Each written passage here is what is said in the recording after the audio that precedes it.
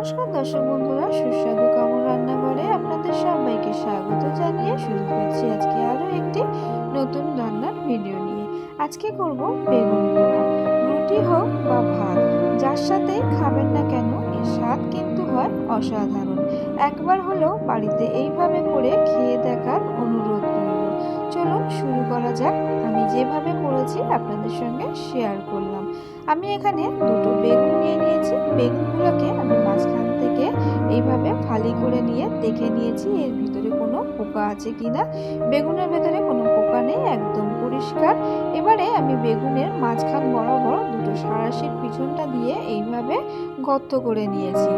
এবারে একটার মধ্যে দিয়ে দিলাম লঙ্কা, যাতে লঙ্কাটা ভালোভাবে সেদ্ধ হয়ে যায় বেগুনের সাথে, তার জন্য এইভাবে দিয়ে দিলাম। এবারে আরও একটা যেটা রয়েছে, এর মধ্যে আমি রসুনের কোয়া দিয়ে দেবো।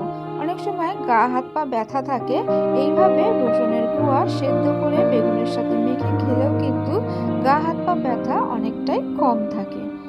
দুটো রসুনের কোয়া আমি এর মধ্যে দিয়ে দিলাম। এবারে এটা কিন্তু আমি গ্যাসের মধ্যেই পোড়াবো। চলুন এবারে গ্যাসের দিকটা তৈরি করে নিই। এবারে এখানে একটা আমি স্ট্যান্ড বসিয়ে দিয়েছি গ্যাসের উপরে।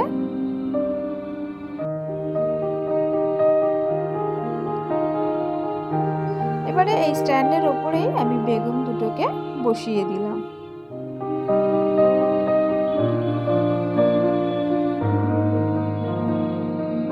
বন্ধুরা, যদি আমার আজকের ভিডিওটি আপনাদের ভালো লেগে থাকে, অবশ্যই একটা like, comment, share and subscribe করতে ভুলবেন না। যারা আমার চ্যানেলটিকে সাবস্ক্রাইব করে রেখেছেন তাদের কাছে অসংখ্য ধন্যবাদ। আর যারা আমার নতুন চ্যানেলের বন্ধুরা আছেন তাদের কাছে অনুরোধ রইল আমার চ্যানেলটিকে সাবস্ক্রাইব করে আমার পাশে থাকার জন্য। দেখতেই পাচ্ছেন বেগুনগুলো কিন্তু আমার পোড়ানো হয়ে গেছে। এবারে সাইডে আমি একটা টমেটো দিয়ে দিয়েছি। টমেটোটাও যেন সেদ্ধ হয়ে যায় তার জন্য দিয়ে দিলাম। আমার এদিকে বেগুন পোড়া কমপ্লিট হয়ে গেছে। এবারে গরম গরম থাকতেই বেগুনের যে ছালটা রয়েছে, এবারে এটাকে আস্তে আস্তে করে ছাড়িয়ে নিতে হবে।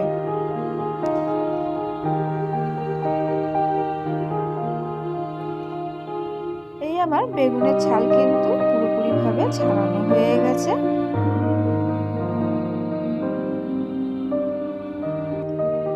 এবারে সেম প্রসেসেই আমি কিন্তু আরও একটা বেগুন ছাড়িয়ে নেব। এর ভেতরে কিন্তু রসুন দেওয়া আছে। দেখতে পাচ্ছেন রসুনটা একদম সেদ্ধ হয়ে গেছে।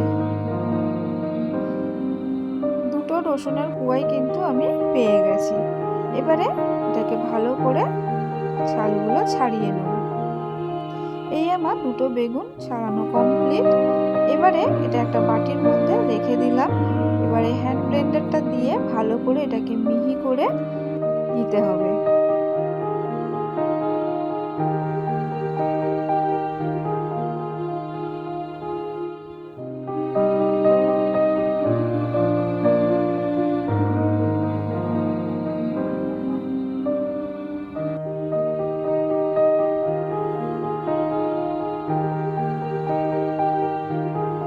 এইভাবে কিন্তু আমি বেগুনটাকে পুরো মিহি করে নিয়েছি।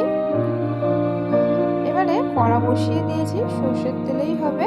তেলটা গরম হয়ে গেছে, পেঁয়াজগুলোকে জাস্ট একটু হালকা করে ভেজে তুলে নেব।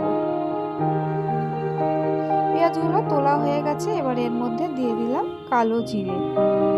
জিরেটা দেওয়ার পরে আমি এবারে পেঁয়াজটাকে আবারও আমি দিয়ে দিলাম। আপনারা চাইলে কালো জিরে আগে দিয়ে পেঁয়াজটাও একসাথেই দিয়ে দিতে পারেন। আমি যেহেতু ভুলে গেছিলাম তাই আমি পরে দিলাম। এবারে যে বেগুনটা সেদ্ধ করে রেখেছিলাম এর মধ্যে দিয়ে দিলাম।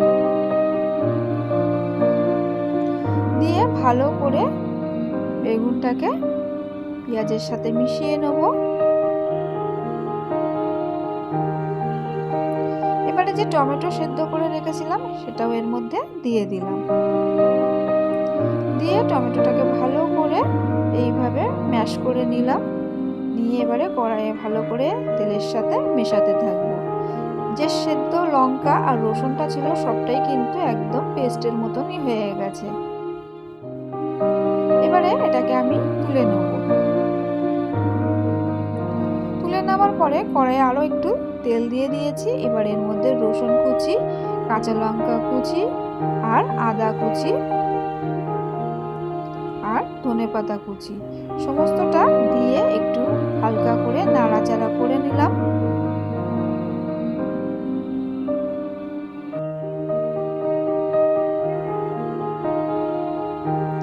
দুরকম ফ্লেভারই থাকবে, একটা সেদ্ধ আর একটা কাঁচা। এটা খুব একটা ভাজার প্রয়োজন নেই। এবারে যে বেগুনটা আমি করে রেখেছিলাম এর মধ্যে দিয়ে দিলাম, দিয়ে হালকা করে একটু নাড়াচাড়া করে নিলাম। এবারে এর মধ্যে দিয়ে দেবো পরিমাণ মতন একটু লঙ্কার গুঁড়ো আর দিয়ে দিলাম স্বাদ মতন নুন। এই আমার রেডি হয়ে গেছে আজকের বেগুন পোড়া। এইভাবে একবার করে খেয়ে দেখবেন। Thank you for watching.